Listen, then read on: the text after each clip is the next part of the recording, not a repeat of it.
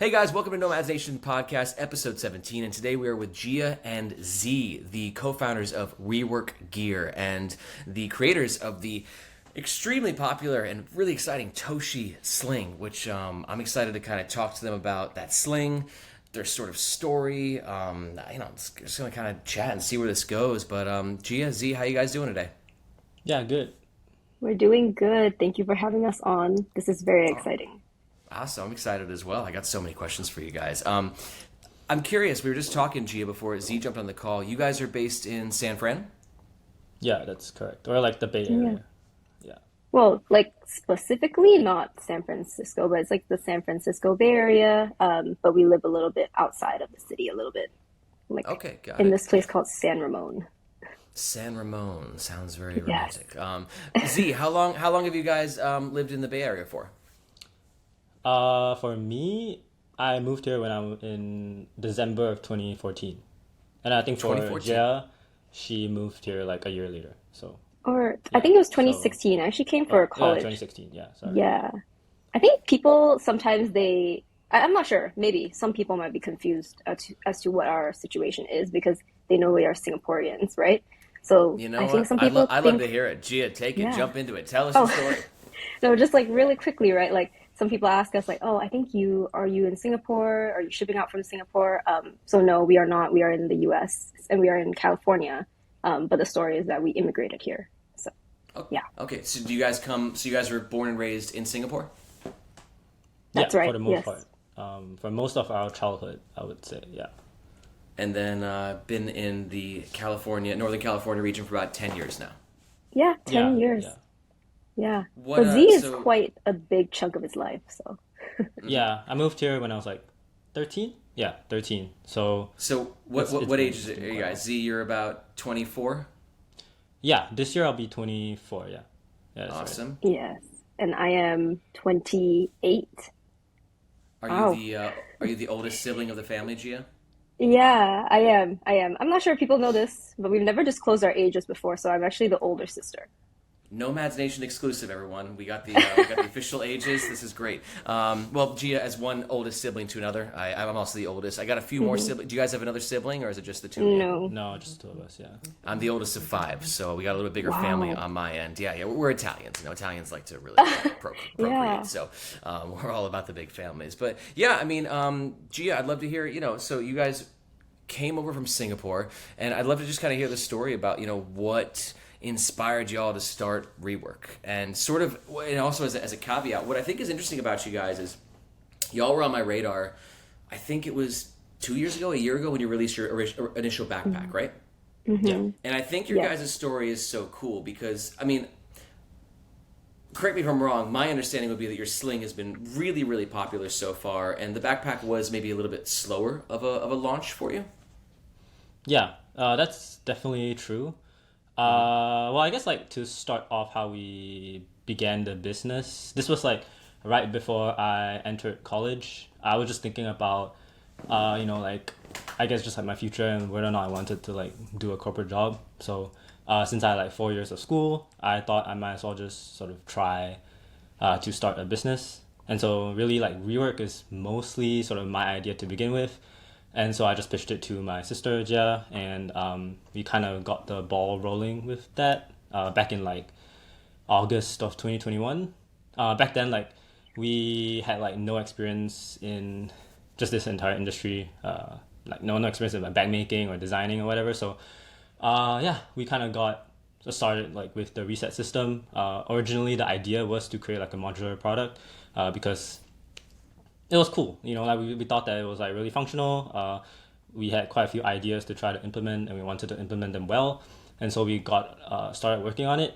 So then like fast forward like I think about 2 years of just like development, and then we launched the reset system on Kickstarter. Um, Overall, like we would consider like the launch of the reset on Kickstarter a success because we didn't really spend much marketing on the entire project. It was pretty minimal of a budget, and so we were still able to hit our funding goal and we're able to bring it into the market.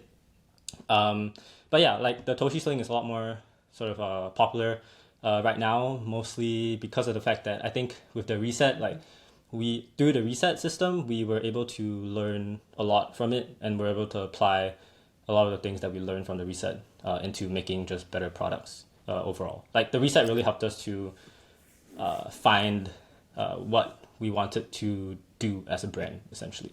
For sure. And I think I wanted to just clarify what I was saying by a slower launch was not meant to be a stab by any means, but more just like I find your guys' story really interesting because you're a brother and sister, and I'm a family guy, and my sister and I were really close. She does gear for the girls. I'm not sure if you're familiar with that. That's our other sister review channel.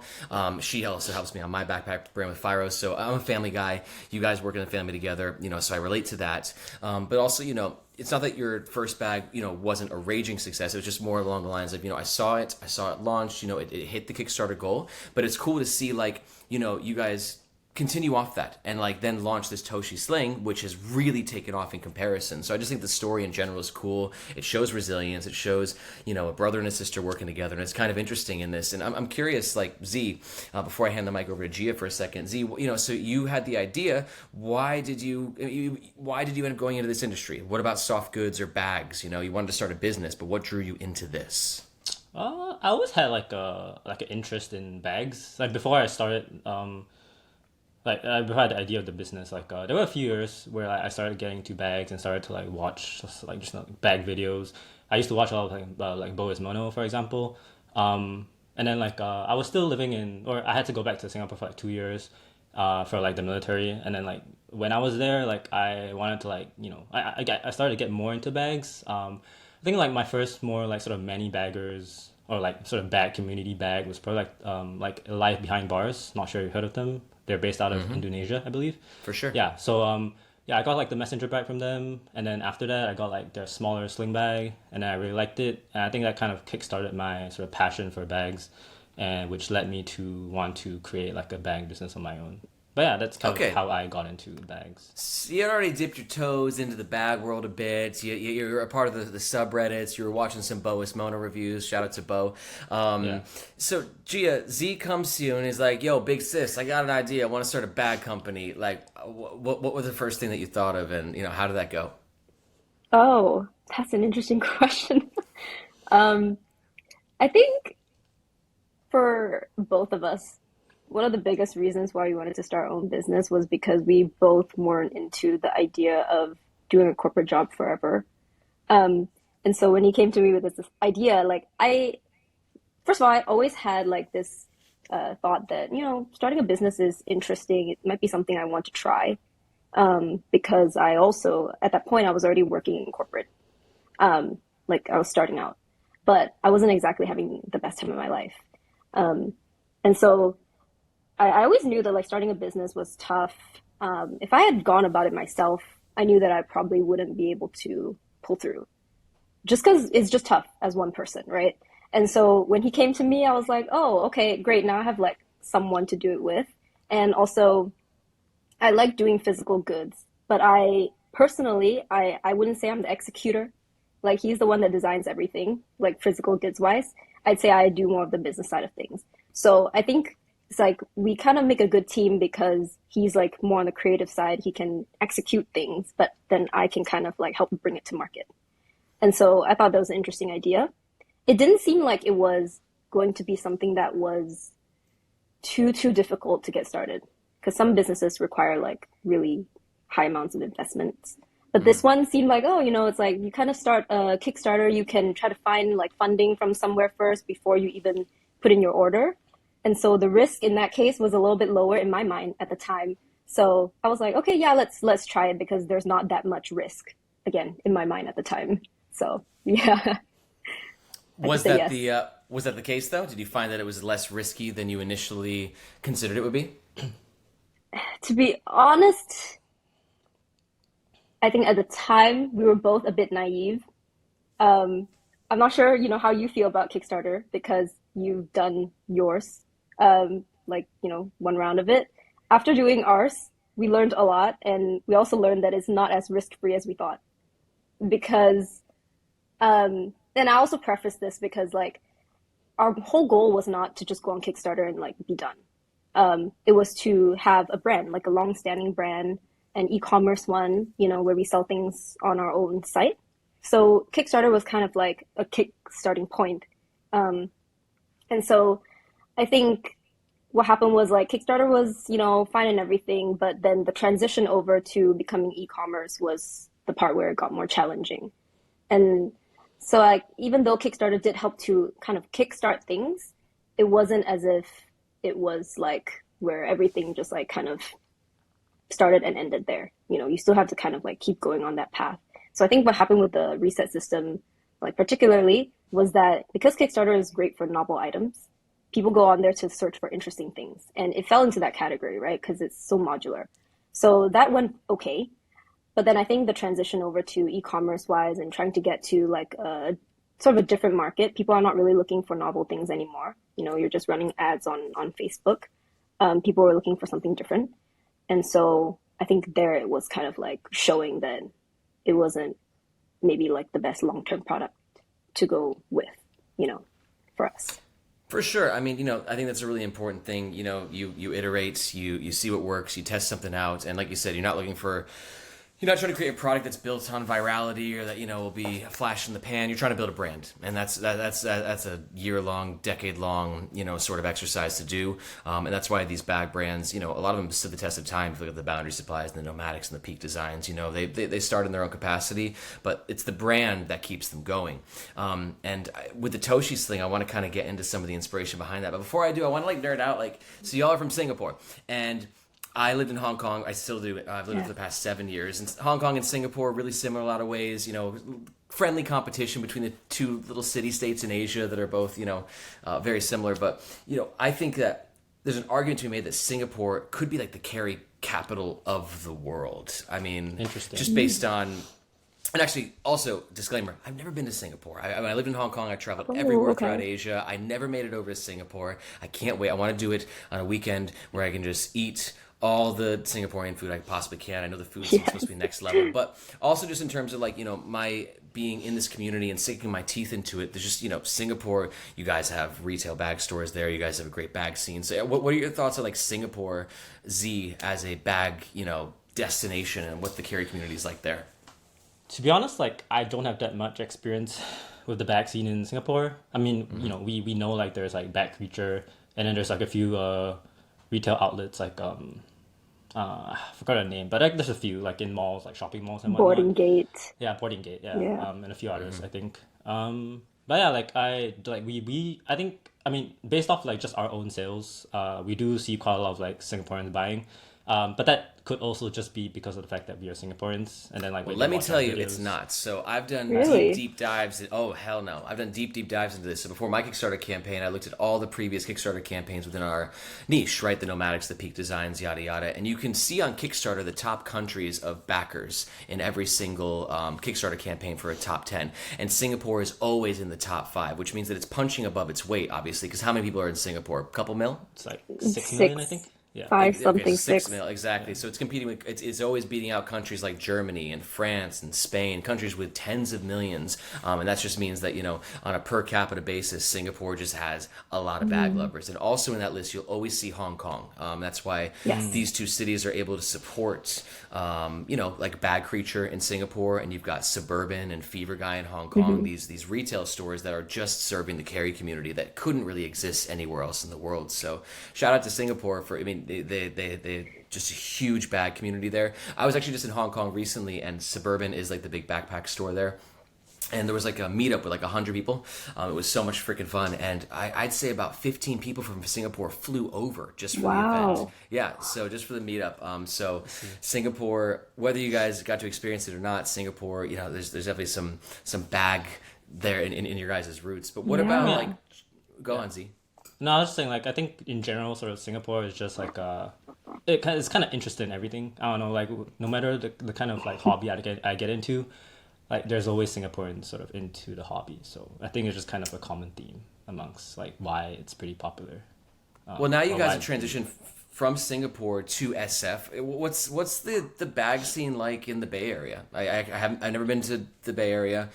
Do you see a lot of these? Do you see Black Embers on every corner and all these other San Fran bands or brands, or is it a little bit underdeveloped there for a bag scene perspective?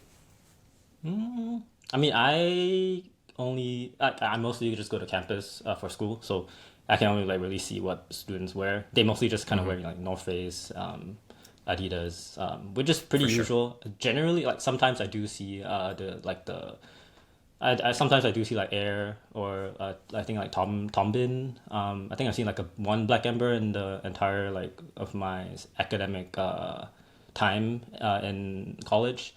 But yeah, I would say like it's pretty decent. I think you mostly see like a lot more like of the niche brands when you travel and like when you're like at just like domestic airports. You see more of like Evergoods, like Air Travel Packs, like Wondered, like yeah, those brands basically. Oh yeah, a lot wondered Yeah. at the airport. Gia, Yes, do you think that your experience has been similar? yeah. If you just take a walk around the city, SF, because we go there to do shoots and stuff like that. Um, I have seen a Evergoods the Griffin collection. You know that thing, the CPL 24 with the wax canvas. That was very Of nice. course. Seeing it out on the streets, and then of course I see a lot of Air as well. Just like I think their most Of course, yeah. popular City Pack That's their Pro. territory. Yep, Yep. exactly. Yeah. So I'm curious then. So you launched the first bag. It hit your Kickstarter, funding goal, and you're doing the e-commerce thing. Talk to me about the Toshi Sling though, because it's so cool. Because like I I haven't seen a product like this in the carry community from like a new brand really take off this way as to where. I mean, did you guys run a Kickstarter for the Toshi?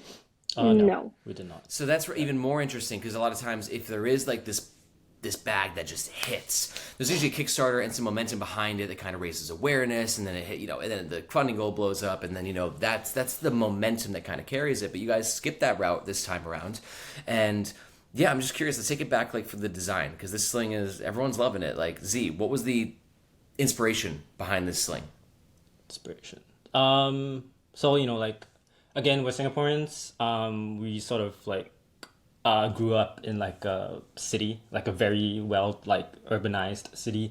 So to us, like I think slings sort of just like are the de facto when you're just like out and about. And so we really want to like sort of tackle the sling system. Like looking at the options on the market, we felt like there was some amount of innovation that we could bring into just like slings in general, which was really why we created Toshi Sling. We really wanted it to be just very like sort of space efficient with its like sort of like layering organization, and to have a lot of like versatility with its attachment points on the outside.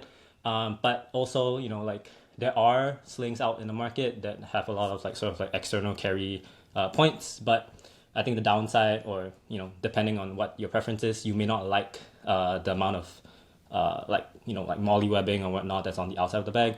And so we really want to place an emphasis on the sort of aesthetic as well, where we're trying to keep it sort of very discreet, but then at the same time you're able to get that sort of like external functionality and internal organization from such a sling. And so yeah, that was kind of the goal with it. It was just like a sling with a lot of versatility, but then it still looks discreet at the same time. Yeah. Now, I remember you guys, I think on your website, published a video showing like the paper mock-ups and sort of the process that showed how you actually went through it. So, Gia, how many different prototypes and or samples did you guys have to go through to end up getting the one where you're like, oh, hell yeah, this is the Toshi? Oh, it's always hard to like count them up because we never really count them. But we had like two the first time. Approximately. Two the first time because we try to like do two different materials at one go to see which one we like, and then like Which, another which one. fabric did you end up choosing? Remind me. It It was is just a 420 denier yeah, recycle 420 nylon D recycled from nylon. Upon. Oh, sorry, my dog was barking. It's, That's it's all right. He can join the podcast too if he wants. that's the bear. That's fine. Bring him in, dude. The more the merrier. So, all right. So we're talking about the denier, and then The we're number saying of the actual. samples. Yes. Yeah. So just talking about the sampling process in general. Like, where do you guys manufacture out of? Do you make the prototypes in house? Do you guys outsource that? How do you guys work on the entire development process? So we work with our factory, and they do I'd say they actually do the development or prototyping in-house, but I would call it development. It depends what you think development is. But so then we do a lot of paper modeling.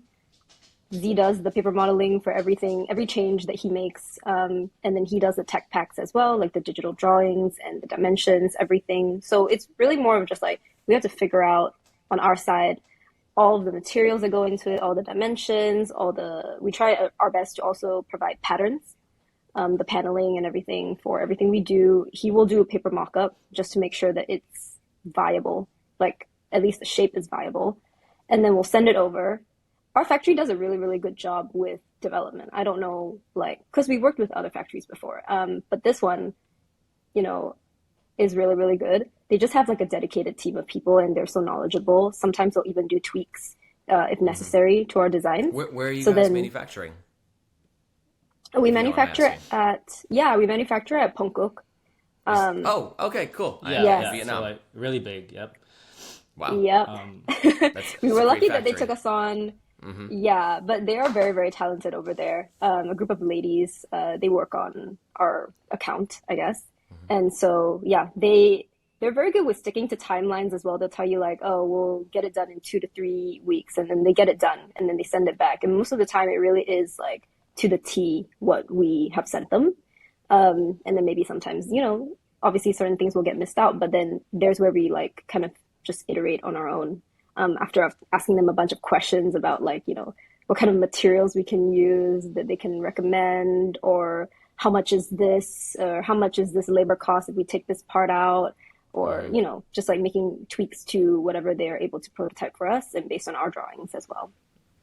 Now, from that perspective, there's, do you guys just say, hey, let's make the best bag possible, and whatever the bill of materials comes out to, we'll figure out the pricing later? Or did you have a hard like price point that you were trying to hit? Because I think that the Sling is 99 USD that you're charging retail for, right? 89. Or is it 89? 89. 89. So was that like a very conscious thing for you guys? Like, hey, we want to be around this price point? Or were you kind of open, hey, depending on where it ends up costing us in the factory, that's where we'll end up pricing it with? Yeah. Because with my backpack, I initially wanted to I thought of like a price point, but I was like, screw it, I'm just going to see where this thing goes. And then, really? And then I'll just end up pricing it based upon what the end of BOM is, which I know is not always the best business decision. But I wanted to make the best bag possible. And it was my first time actually doing it. I think for future iterations of bags, I'll probably say, all right, I want to make a Sling and I'm aiming for this price point. So we got to then hit this, bill of materials point. So which route did you guys take with that? I think we learned a lot from the original reset. I mean, I guess it's different for every company, but with the reset system, we didn't really consider about like the FOB cost of the bag, or like the bill of materials cost of the bag. And so, like once everything was said and done with the reset, it came up to be a pretty high price point product. And so even though we're selling it like, I think $200 right now on our website, we're not really making much off of it. So, from that, we kind of learned sort of what we want to prioritize. Also, we kind of like thought about like what we want our brand to be. And we felt like there was a bit of like a empty sort of like space left to be filled in this like bag sphere, where we wanted to produce like pretty high quality bags, but at like, like a pretty sort of like affordable price point for the amount of functionality that you get. And so like sort of like with this Sling, I think like $89 was a pretty good price point in our opinion. So we really thought about high quality materials, thoughtful development. I mean, the thing feels and looks great. And I think, there's definitely a good sweet spot for that, as to where, there's a lot of accessibly priced bags out there you can buy for 10, 20, $30, and there's the nice stuff, which, you got to pay a pretty penny for. So there's definitely a little bit of an opportunity in that sort of market, as to where you are offering a more premium product, but you're not charging an arm and a leg for it. I will say, like, we have these 4 things that we have established that we will always consider, and we'll try to balance when it comes to how we design. So our design philosophy, and it's like construction, form, price, and function. And so we actually put price in there, and this like balance of the 4 came after the whole reset thing, where we didn't even look at how much it was going to cost until the very end, and we were just hit with this bill. But so now, yes, price is like quite an important factor to us, just because of where we were trying to place ourselves in the market. And so I guess going forward, and also with the Toshi Sling, we will always kind of just like start with like, where do we want this thing in terms of price to fall? And so we have to work within those constraints, because if we don't give ourselves a constraint, things can go, haywire very fast. And Of so we course. always like put that on ourselves. Are you Yeah. guys, if you don't mind me asking, I'm nerding out on the business side of things. Are you guys running like ad campaigns or anything right now, or has this all just been word of mouth so far? Yeah, we are running just Facebook ads Okay. at the moment. Yes. Yeah, and just Cool. word of mouth mostly. Okay. I mean, And obviously, like there's been a lot of. YouTube and whatnot. Yeah, Of Reviewers course. help a lot. yeah. Yes. Yeah. Okay. Glad to hear that we could provide some little extra exposure for you guys. So back to the Toshi Sling with its design. So, Z, you were talking about, the initial inspiration, sort of the prototyping. What's like a feature on this sling you guys are most proud of? Because a lot of the different, features on this sling. What do you think is just really standing out right now as where people are just so jazzed up about it? I think like the immediate feature that most people like sort of like immediately sort of recognize and is unique is probably like the stowable compression straps. Because there isn't really something like that in the market, at least for the slings. And so, if you find a utility in that, you would really like it. If you do not want to use it, you can also just stow it away or just completely remove it. So it doesn't really impede in the function of the sling. But I think overall for me, I think what I like about the sling is, or what I find most impressive about the sling from like my own perspective is just like that, or I believe that like the sling, all the features of the sling don't really impede with each other, and we really wanted to strive to do that. So like sometimes when you implement like one feature, it may potentially compromise another feature, and so I think with this sling overall as like a design, each sort of feature sort of like complements each other without really like affecting one another, and so I think it's a really like, cool more analysis. seamless experience. Yeah, I mean, I've reviewed a lot of bags, and a lot of bags have a lot of features, but you're totally right. When you have a lot of features, they're fighting with space and functionality for each other, and it's nice to have sometimes every feature under the sun, but, at the end of you're paying more for it, and it just creates a less seamless experience. And that's what I was really appreciated with the Toshi Sling, as to where you did have these core, like 3 or 4 really interesting things that gave the sling its own sense of functionality and features, but it wasn't over the top. I mean, I'm sure there could have been more that you guys could have thrown into it, and that's the hard thing sometimes in product design, is learning like when to say no to certain things. And that's the hard part, but you have to sort of stick by your guns and say, hey, this is where we're going to draw the line. I remember one of my favorite things about the sling. I love how compressible it is in its own way, as to where it really has a sleek sort of a silhouette, like wearing it on the chest, and it's 5 liters. Like a 5-liter sling can feel bulky sometimes, but you all figured out a very good way to design it as to where it's not feeling like a football on your chest. But if you do need to pack it out and you need that extra space, it can accommodate that. So was that expansion and compression an important part of the design of the sling? Yeah. We definitely wanted to make it like sleek when it's not really packed out, yet it's able to expand out, mostly just because of the patterning of like the bottom section of the bag. But yeah, like we also didn't want to complicate like the design of the product, so we wanted the sort of like compression sort of feature of it to be pretty organic, or it doesn't it's not like it's more it doesn't have an active mechanism to compress it, but more just passive. And yeah, that's kind of how the design came about. It's pretty simple, but it's mostly effective at what it's trying to do. It brings down the price as well, so yeah, it's a plus. Yeah. I feel like we have gotten like questions, like particularly about the compression nature of it, where like everyone knows the Belroy sling, the famous Belroy sling, right? Like the one where they like have an active compression mechanism. I think they set the stage for that kind of 100%. like mechanism, right? So then I think people got used to that, and they were like asking us like, oh, what makes your bag compress? Because like Belroy has that. Some other brands also have like things where you can kind of pull at like a strap adjuster to compress it. And we were just like, nothing. Like you could just press it flat and it'll compress. It's based on the pattern of how it's made. So yeah, that's interesting. I agree, yeah, and I totally agree with your analysis. I mean, I know Belroy could be a little bit of a controversial company sometimes in the bag community, and I understand that criticism for some of their larger products, but their slings, kind of the gold standard in a lot of ways. They just really make great small bags. On that note, though, I mean, like, what are some bag companies that inspire you guys? I mean, what are some bag companies that you guys are liking and like inspired by? Yeah, I mean, like you mentioned, we are pretty inspired by Belroy. I think generally any sort of company that like very like has a huge sort of emphasis on more of like the urban landscape, like Air, Belroy, Evergoods, Alpaca We tap too. into all of them. Yeah, but we also like It look is a little bit into of sort of that. outdoor brands for like inspiration as well, because sometimes there's functionality from like outdoor brands that we think is pretty cool, and we can try to implement into more of an urban nature. So yeah, kind of just pulling inspiration from a lot of different places. For So sure. Yeah. Oh, Now, he Gia, takes a I lot of think it's trips to cool. REI. Oh yeah, yeah. yeah, yeah. I I mean, just there's a lot of bags there, and so you can kind of just like look There around and see really what is. they're I just doing. spent a And couple hours at REI when I was in Austin. I ended up leaving with a JanSport and an Osprey. So yeah, our REI can be a dangerous place, but good prices. So Gia, I thought it was interesting you were talking about earlier this distribution of sort of roles as to where Z's focusing on Mhm. design, development, product, and you're sort of handling the business side of things. What has been most interesting or challenging on that side of things? Because you're kind of diving in head first, and you just got to kind of learn this as you go, right? What's been interesting and challenging?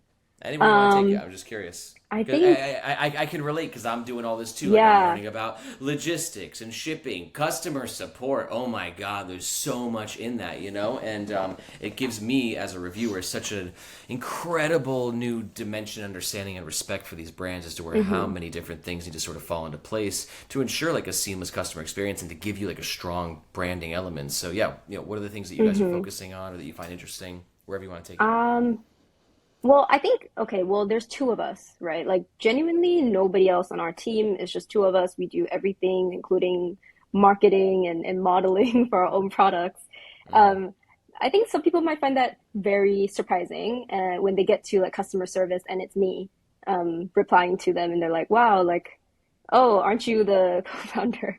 You're replying to Mm-hmm. me. But because it's the two of us, we kind of have to make sure that everything is quite airtight, or as airtight as it can be, with how we deal with all of our customers. With so many like moving parts and like fulfilling orders and stuff like that, we can't really have too many manual components of the entire system. So I think my job, while he works on a lot of the design stuff, I kind of work on the operational side of things. So like, how do we set up the website? How do we link it to, the third party shipping platform that we use? How do we make sure that the orders come in nicely so we can quickly and easily pick out like what couriers to use for each package? How do we even set the prices for shipping? Stuff like that. And then how do we facilitate returns very easily so that we don't have to like have everyone just manually emailing us and us processing everything one by one. And so I've really like kind of just tapped into a lot of, because we use like Shopify. A lot of stores use Shopify as like their So do we. main Yep. thing, right? Yeah, and they It's the have a lot of best. apps, and I kind of just like take time to make sure that like with everything we pick, it's like something that we can use long term and will help make everything more automated. And that's like something that I kind of just do in my like corporate job in general. So that's where my yeah, that's where I'm like more of a specialist. But I think if you talk about like what is actually most interesting to me personally after starting this business, and I think a lot of people may not really think about this when they try to start a business, is like how does money flow in and out? Cash flows. They always tell you like cash flows is a very important part of business, and like to put this simply, it's kind of just like, well, when we started out, we kind of were thinking, oh, we wanted to create products that are very premium, but also like can kind of in a way undercut competitor pricing, right? We want to put ourselves a little bit lower so that we can compete. We want to provide like affordable goods, but like premium. And so I think a lot of people, when they start businesses, they probably start thinking this way and like, okay, you have something that costs like $5 to make, you want to price it at like, I don't know, $7 or something like that. And I think with the reset, we have kind of understood like how that whole thing works and how you like can your goal as a business is to try to like take one product and try to multiply it as much as possible, whether it's multiplying into two different products or multiplying it into more inventory of the same product so that you can increase your scale. And so that was one thing that was very interesting to me, is like the number one thing is kind of planning. Like, how do you plan to price your goods, how much they cost, how are you going to make that money, and you kind of have to be quite accurate with it. Like you have to make a lot of assumptions about what your profit margins are going to be like so that you can just keep this whole thing running. I Yeah. mean, I think that what you said is so interesting too. And, for anybody who's listening, I mean, just know it's not easy running a bag company like this, Oh or no. really any e-commerce company. But I think that bag companies in particular have additional complexities because you could run an e-commerce company where maybe you make a t-shirt, right? And, you have lower MOQs, you have lower FOBs, which is the cost to actually make a single, MOQ is the minimum order quantity, right? So the factories can have lower amounts that you have to order. And like a t-shirt might cost you $1 to make, right?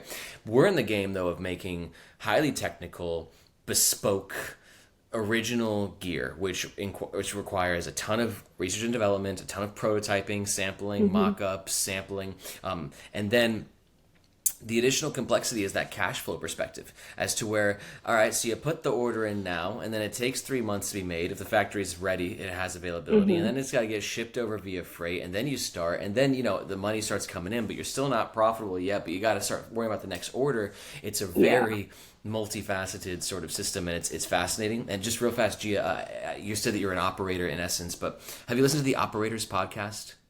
Oh no. No, Oh, I I highly haven't. recommend it. I've learned Oh so yeah. freaking much from it. It's the CEO of Ridge, the wallet company, the CEO of Oh, Modern okay. Simple Modern, the water bottle company, and they're just talking about e-commerce operations. Just nerd out on it. It's Oh, awesome. okay, okay. But Cool. I think That you would be guys are in very a very helpful. advantageous spot as to where Gia's handling the operations side, and Z, you can just be the mad scientist in the corner, like doing all the new designs and everything. So it's really Yeah. cool to see that. It's really cool to see that relationship. And I find that the best businesses are the ones where they find people with complementary skill sets like that, as to Oh where yeah.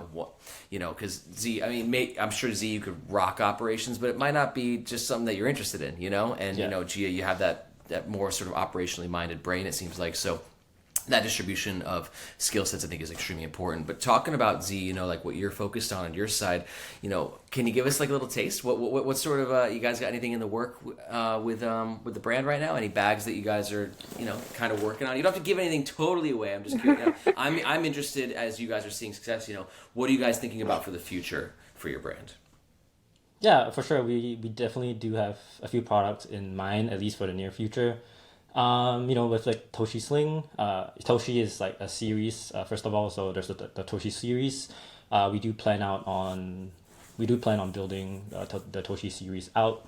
So a lot of like more like sort of urban bags focus on just like the city. And so, backpacks, maybe other products in there as well. And then travel is also something we definitely want to get into. So probably a whole series dedicated to that, just like travel bags, maybe even like a lightweight sling or like packable stuff in the future. But yeah, I think mainly right now, probably just building out like I think our sling repertoire, and then like backpacks as well, coming up like different size backpacks, especially with the sling.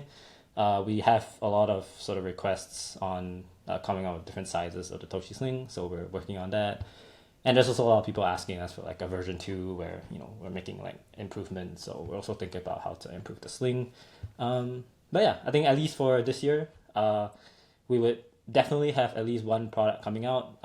As for whether or not we'll have additional products, it's really dependent on whether or not we can finish the prototypes for those products and if our factory has the space to manufacture. Oh yeah. Factory capacity is one thing. Like they're fully booked a lot of the time. Yeah. We're getting crushed on that as well. Yeah, Especially like now, I asking. think Yeah. it's like sort of peak season. So Yeah. Yeah. Yeah, according to my development team, this is one of the hardest times because a lot of the outdoor brands are putting in their winter orders for next year, right? So they need their winter gear, like for like skiing and snowboarding and winter hiking. So they're starting that process now so that it can be made in summer, so it's ready to be in their warehouses by October, November. So yeah, it's tough out there. There's a lot more demand in terms of brand owners like you guys who are wanting to make bags versus the supply of factories who can make high quality bags like this. Yeah. So it's a good problem for countries like Vietnam and Indonesia and Philippines to have, as they are making more factories and skill sets are improving across the world, as we're seeing higher end bags being made, not just in China and Vietnam now, but you're seeing it in Mexico and in India, so it's a good problem, and I think that it will get solved hopefully over time.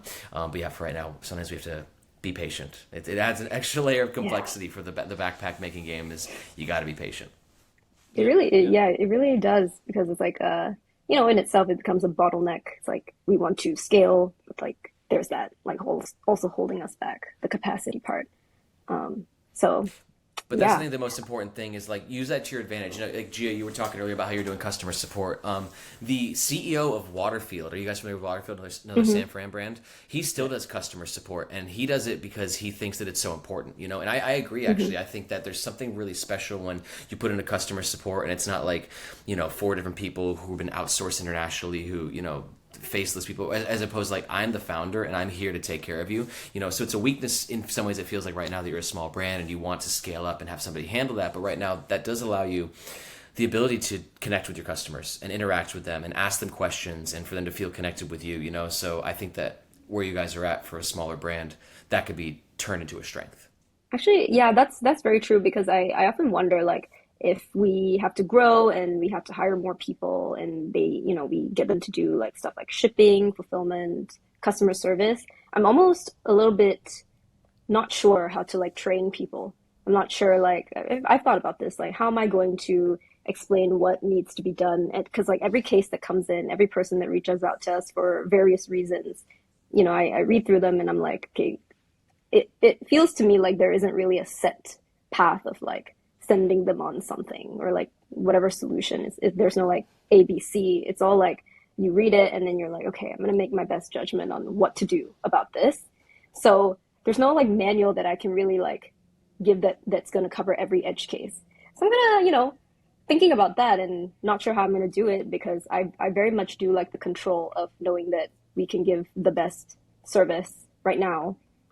So yeah, but that's a problem for the future. And when you have it, it'll be a good problem to have because it means that you guys have blown up and you have enough resources you can actually scale up. So when you have that problem, it'll be a good thing. So, well, I think that we talked about a lot of stuff.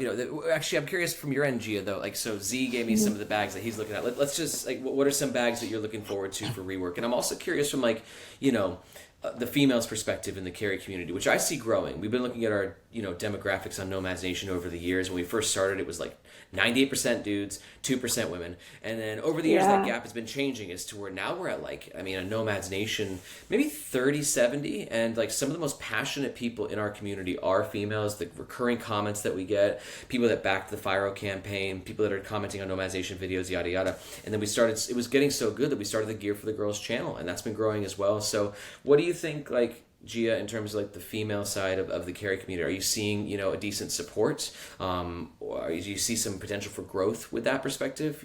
I'm curious from Oh, your guys' brand. yes. Yeah, so I was actually very shocked because I always thought that, it's like I think actually we get your statistics from you sometimes because you post these polls or like sometimes you talk about statistics and you talked about how it was like 70-30 or something like that. And so we were looking at our own statistics for our sales for the Toshi Sling. I was quite surprised to see that there's quite a few females that buy it. And I almost say it's very close to half, like maybe a little less than half, No right? way. That's awesome. Yeah, or I have to round it up, but it looks almost to me like it's kind of close to half. So I think like with that, like in terms of what we want to try to produce, we try our best to keep things looking quite unisex. It's not for males or females, it's really for anyone. But I do think that with female customers, we also get people asking us if we can create more colors, more color variations, because right now we only have black. And I just want to say that we do really want to work on that. But I think because, we have like very high MOQs, we have like 1,000 MOQ for every color. So it's the same as like the overall MOQ. And that's actually quite high, I think. And so, while trying to come up with new products, because we kind of want to like hit more markets in this market. So people who are interested in slings, backpacks, travel bags, totes, duffels, whatever. We want to try to like diversify, but at the same time, we have to also try to like get to a point where we can afford that like 1,000 MOQ for every color that we are going to produce. So we want to try to do that, especially for females. And we also do have to pick colors that are quite, universally quite unisex, like green. We got a lot of people saying they want green. So that's definitely on the roadmap. There are some other things, like personally for me, I think before starting this, I was already using backpacks. I was into that. But I do also use totes a lot. Because I actually, those like canvas totes with no organization whatsoever. I use those. Sometimes I even put my laptop in it.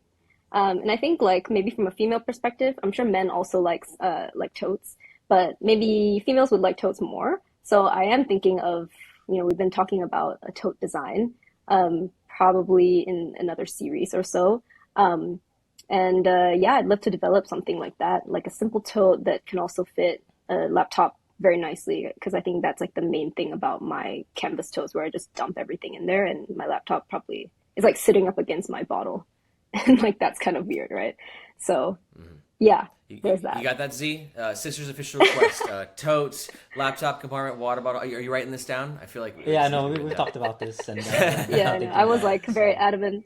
Um, but yeah, I think also like to add to what's on the horizon for us, building out the Toshi series is one thing, coming up with a travel series is another.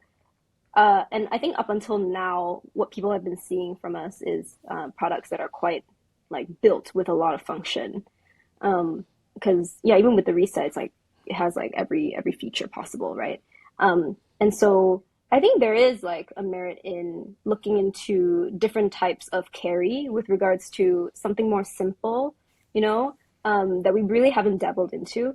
And I'd like to explore a series like that where it's not like around having so many features, but just around like the simplicity, and it's like great for people who are very sure on what they want to carry every day, have like a set EDC, setup, stuff like that. Yeah. You guys have no lack of ideas, that's for sure. So I think there's a lot of exciting things in the pipeline. I think we're going to be wrapping up. As we close up, though, guys, is there any last minute things you want to plug, promote, say? Mike's yours. Not really. Although I'm actually quite sort of curious, like back to like the first topic you brought up about like us being in Singapore. Like I'm actually curious, like how you ended up in sort of Hong Kong. Um, as Oh, like you're Oh, reversing. Zia Now you're questions. the interviewer has turned into the interviewee.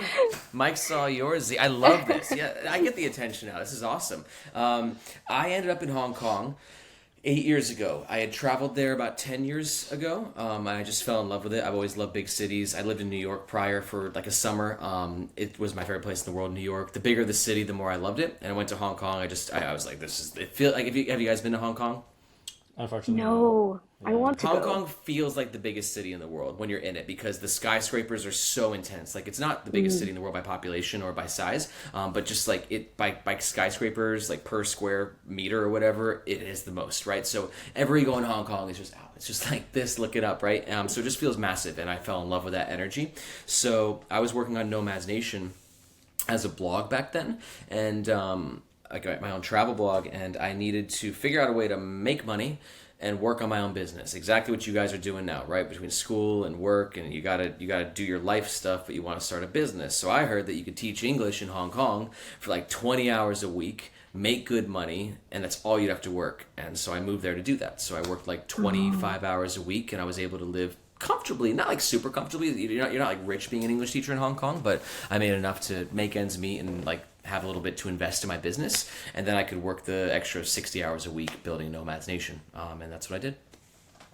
wow, Interesting. that's interesting. I heard from another podcast you were initially interested in being a travel a journalist. Is that right? Yeah, yeah. I mean, I would. Journalist is a strong word. I don't have a lot of strengths, but one of the strengths that I always did have was writing. So I was quite good at writing Okay. when I was younger. So I wanted to be like a travel blogger. I was backpacking the world for years. It was my obsession. So, and I've always been a good writer. I always felt comfortable writing. So I was. Nomadization was originally my first entrepreneurial endeavor, and it was a travel blog. So I was blogging about the Okay. places I was traveling, and my goal was to be the next writer for National Geographic. That was like the end game, right? And that never happened. But what that taught me was about internet marketing. You guys are probably doing SEO and Facebook ads and all these different things. And then over the years, that got me into YouTube. And I never tried YouTube, and I was like, I want to give it a shot. It was like sort of this feather in my cap of internet marketing I hadn't tried yet, and it took off. The website was never did anything prior. I didn't really make anything off of it. It wasn't a very successful business venture, but it led me to those next things to where eventually the YouTube channel was the thing that finally, took off. So if there's anybody listening to this, whether it's your first backpack that does okay but not quite where you want it to be, and then you end up leading into a sling that just crushes, or whether it's like me and you start a website that just fails miserably but it leads you to that YouTube channel that finally takes you to that next step, the most important thing is just trying and just making that first step. And you'd never know where it's going to lead you, and you have to almost go into it with the mentality of like, I think this is going to work out, but if not, it will lead me to that next thing. I mean, do you guys, looking in retrospect, can you relate to that? I think definitely. I think Yeah. with the reset, I think it's like Z always says, if we had never done that, I don't think we would be here today. Like the sling wouldn't even be done because we didn't do the reset. It's like everything has to come from a point of a beginning somewhere. You have to start somewhere. And like when we started off, we had no idea about the industry. So you do have to have a way of like actually learning. And I think like the first 2 years before we even started to launch the reset, we had been working on that only and didn't even operate as a business. That was like us kind of like almost paying for like a college education in like a running a bag business. The learning has to come from somewhere until you finally hit something, you know. Absolutely. I mean, you can learn how to design things in school, to some degree, but I'm sure that it only taught you so much, Z, right? As to where like you may have, because there's certain things that you were made aware of, but like designing your own product and prototyping it with a factory overseas in Vietnam is probably a very different experience, So would you agree, Z? Yeah, definitely. Although, like soft goods and sort of mechanical engineering are still kind of different. So there's just that whole learning curve as well. I didn't really pick your brain on that. I'm kind of curious because you're going to school for mechanical engineering. We'll have to save that for the next episode, okay? Because I'm really curious about that relationship with you. Guys, I really appreciate your time. The Toshi Sling is so cool. I read your guys' blog and you're about, and I was like, I got to get them on, learn more about their stories. So thank you all for coming on. And thank you for having us. Again sometimes. Yeah, thank you for having us. My pleasure. Yeah, this was very fun. Thank you so much. Absolutely. Well, anybody who's still watching, thank you so much. Give us a like.